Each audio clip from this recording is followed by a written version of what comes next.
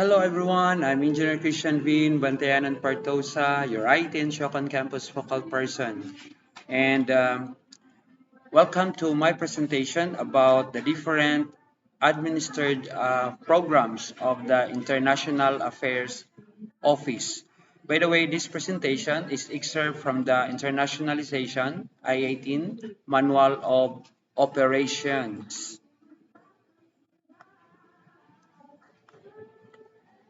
In order for JRMSU to be attuned in the internationalization or globalization landscape productively, the present dispensation through the Office of the International Affairs spearheads the following programs: grants instituted through friendships and tie-ups or gifts, cooperative creative research undertakings, info sharing and systematic enrichments, or cruise, lectures, international fora and travels, or lift, and learn, earn, grow, leg.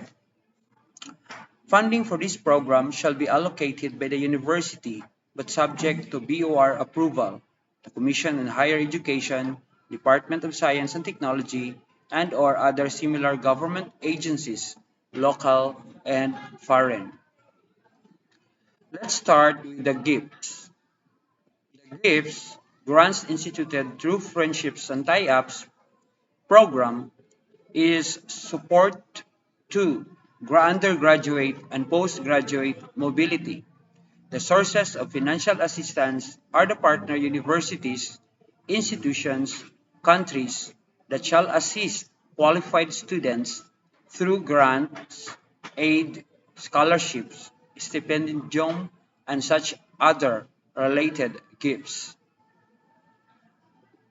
The general guidelines of this particular program. First is the eligibility requirements. Must be a bona fide JRMSU undergraduate student, all levels except freshman. Faculty pursuing a postgraduate degree. Must not have a grade below 85% or 2.0 in all of his or her courses.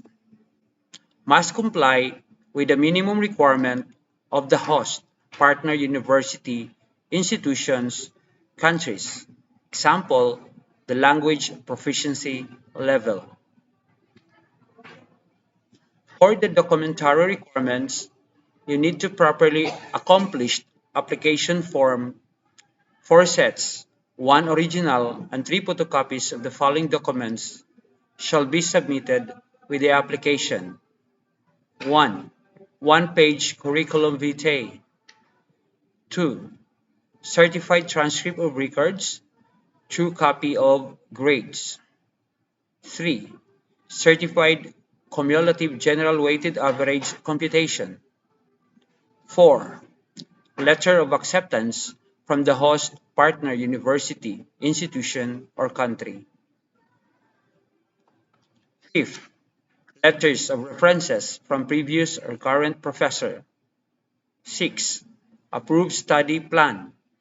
List of courses the student will take at the potential host university institution approved by the academic advisor. 7.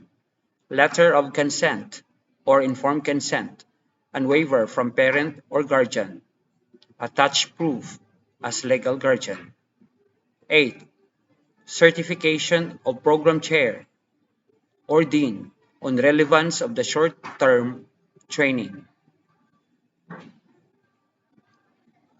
So this is the process flow for the GIFTS program. First, the applicant accomplishes and submits application form with the requirements to the Office of the International Affairs. After that, the GIFTS committee evaluates application for possible recommendation to International Affairs Office. So the deadline for submission for first SEM will be 15th of May and 15th of October for second SEM. If denied, a letter of regret is sent to the applicant. If qualified, documents will be forwarded to the VPAA for recommendations to the university president. Then the university president approves the application. A letter of confirmation with request to submit an approved cross-registration letter be requested to the grantee. Unit head of the Office of International Affairs prepares contract in consultation with the legal retainer. Next, the grantee with parents, guardians, spouse signs the contract. Next, the university president signs the contract. Next step, Unit Head of International Affairs Office presents grantees documents with contract to MANCOM, academic administrative councils, respectively, for approval and endorsement to the BUR. If deferred, go back to step 2. After that, the BUR treats and disapproves the grantee's contract and documents. If disapproved, letter of regret will be sent. If approved, the grantee proceeds to partner university. Upon completion, the grantee submits comprehensive report and proper documents a month upon return to home university. Note, an IRR shall be made for the proper implementation of this program. Let's proceed now to the CRUSIE, Cooperative Creative Research Undertakings, Info Sharing, and Systematic Enrichment. This program is designed to promote development of research, creative manpower, increase productivity, and empower faculty and administrative personnel through training within and across borders. Funding of this program shall be allocated by the university but subject to BUR approval, CHED, the UST, and other similar government agencies, local and foreign. The general guidelines for the CRUSIE program must be a tenured faculty, employee of the university, and or those who have at least served 3 years in any of the campuses of the JRMSU system, must be at least a master's degree graduate or holder, must have an updated license card for faculty, professional eligibility for administrative staff, and other similar license relevant to his or her academic degree. For the general guidelines, we have the documentary requirements. 2 sets, 1 original and 1 photocopy of the following documents shall be submitted with the application. 1. 1 to 2 page curriculum vitae. 2. Invitation letters from host university, institution, or country. 3. Detailed work plan, program of activities. For the documentary requirements, again, for number 4, budget. A. Transportation expenses. A.1. Round-trip economy air ticket, inclusive of travel tax. A.2. Land transportation, local and in-host country, include airport transfers. For budget B, visa fee. C, travel and health insurance. D, accommodation. E, food allowance, subsistence allowance, subject to UNDP rates. Number 5, proof indicating that paper presented in the conference will be published in journals that are indexed by Elsevier Scopus or ASEAN Citation Index, ACI. This is the process flow for the CRUSIE program. Applicant accomplishes and submits application with requirements. The CRUSIE committee evaluates the application. If denied, a letter of regret will be sent. If qualified, applicant will be required to submit other relevant documents for CHED IAS verification and endorsement. If CHED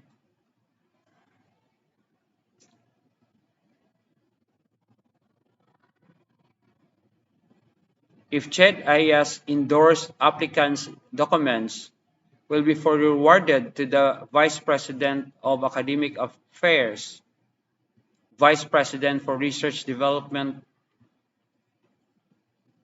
for an extension for recommendation to University President. The University President approves the application and order the unit head of the Internationalization Affairs Office to prepare a contract in consultation with the legal retainer.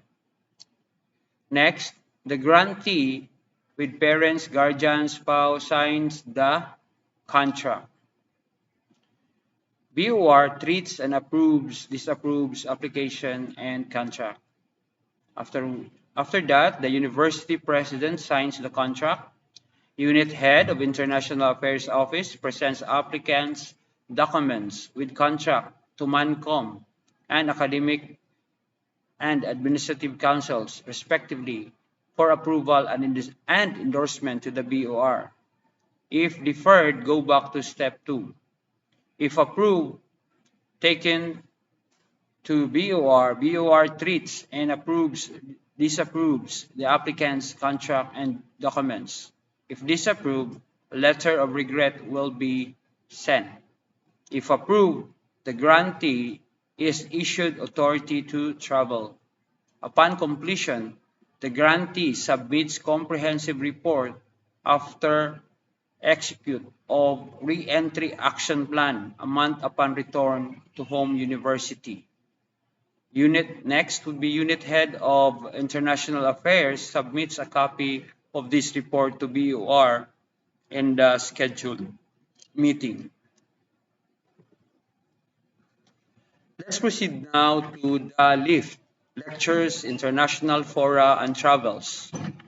The LIFT program aims to support visiting professors as well as outbound JRMSU professors who are invited to share their expertise as resource speakers, lecturers, and advisors, support the attendance of eligible faculty and administrative personnel to international conferences program, either as research presenters or participants, in order to bolster or strengthen partnership and cooperation.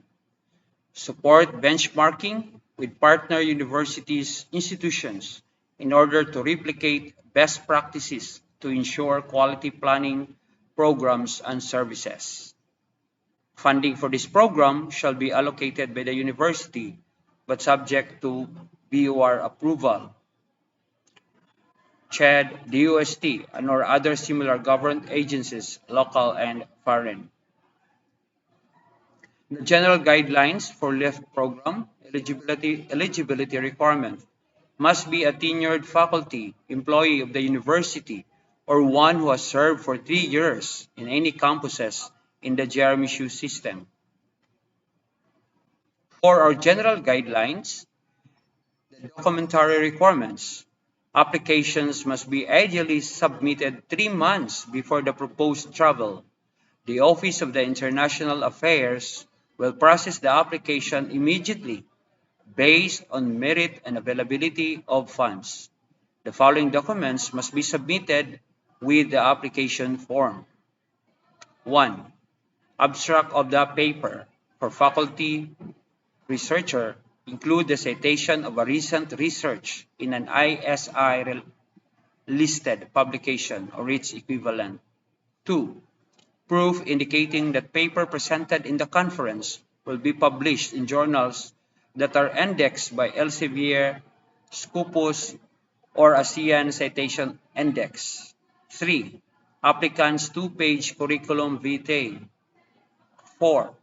official invitation or acceptance letter from the conference, which indicates the title of the invited lecture or accepted paper, and a copy of the program. The documentary requirements. Number 5. Information about the conference. Example, conference announcement history and track record. How many years has the conference been ongoing? And the board members' publication. 6. Recommendation letters from the administration, system dean, approved by the president. 7. Details of funding, example, amount, coverage, proposed utilization. 8. Approval of the BUR. This is the process flow for the LIFT program. First, applicant accomplishes and submits application form with documentary requirements to the Office of International Affairs. The LIFT committee evaluates the application for possible recommendation. If denied, a letter of regret is given. If recommended, unit head of the International Affairs Office submits relevant documents to CHED IAS verification and endorsement. If CHED IAS verification result is favorable, applicants' documents will be forwarded to the Vice President of Academic Affairs and Vice President for Research and Development and Extension for recommendation to the University President. Next, the University President approves the application. After that, unit head of the International Affairs prepares documents and contract in consultation with the legal retainer. After that, grantee with parents, guardian, spouse signs the contract. Next, the university president signs the contract and orders the unit head of International Affairs Office to present grantees documents to MANCOM and Academic Administrative Council, respectively. After that, the unit head presents grantees docs to MANCOM and Academic Administrative Council for approval and endorsement to the BOR. If yes, grantees documents shall be presented to BOR for approval or disapproval. If disapproved, grantee is given letter of regret. If approved, grantee is issued an authority to travel abroad. Upon completion, grantee submits comprehensive report with documentation based on the execution of the re-entry action plan a month upon return to home university or institution. The next program is the LEG, Learn, Earn, Grow. This is a career launcher program.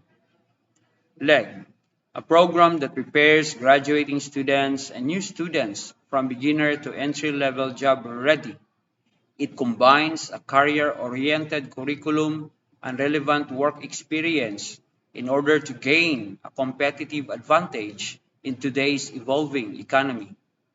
This is also a transitory program that helps connect and bridge JRMSU students and graduates with potential employers, institutions, industries that are hiring entry level. The LEG program will enable employers to have an edge in finding qualified job candidates through effective screening, selection, and recruitment techniques. We have here working definition, learn, in-depth mastery of concepts by integrating classroom studies with learning through productive work experience in a field related to a student's academic and career goals. Job-specific skills, improve creative thinking, and receive academic credit. Relevant, meaningful work experience for the students directly linked with his or her major or academic program. To interact with second practitioners in their line of expertise, work ethics and communication skills needed to make the transition to the workplace. For earn value added skills in an area of interest and in planning and organization of a related service or community activity.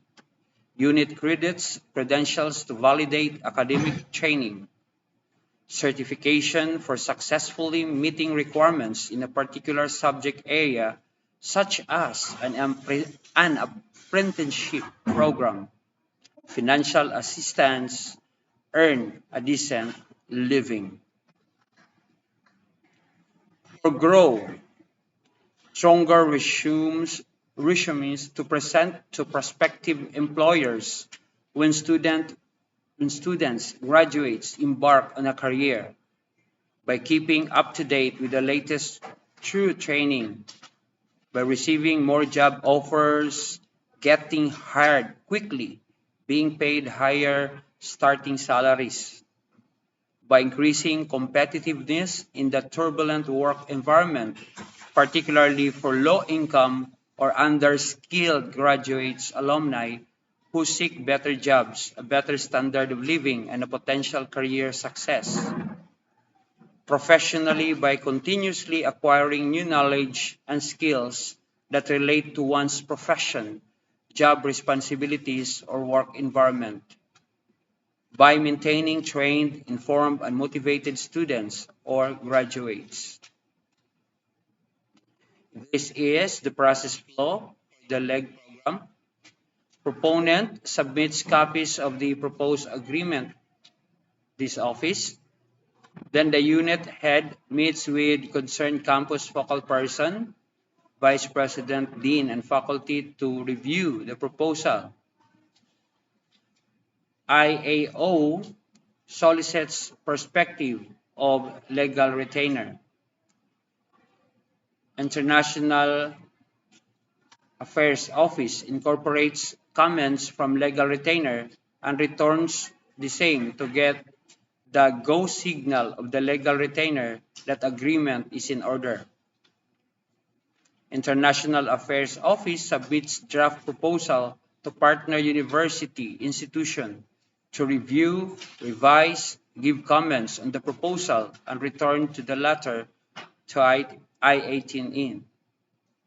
Then IAO finalizes documents and agreement with partner university institution. The CMOU or agreement signing follows and submits document for notarization. Then IAO presents the notarized documents to MANCOM and Academic Administrative Council respectively for BOR endorsement. Then BOR confirms and approve or disapprove agreement. If approved, International Affairs Office notifies proponents for program implementation based on the agreement. If disapproved, a letter of regret will be sent. Thank you very much for watching this presentation. And if you have some comments, please do so for the improvement of our programs in the internationalization office. In behalf of our unit head, Ma'am Vesper Sheras, I'd like to thank you for watching this presentation. Good day and God bless us all. Always remember, learning is a lifetime. Bye.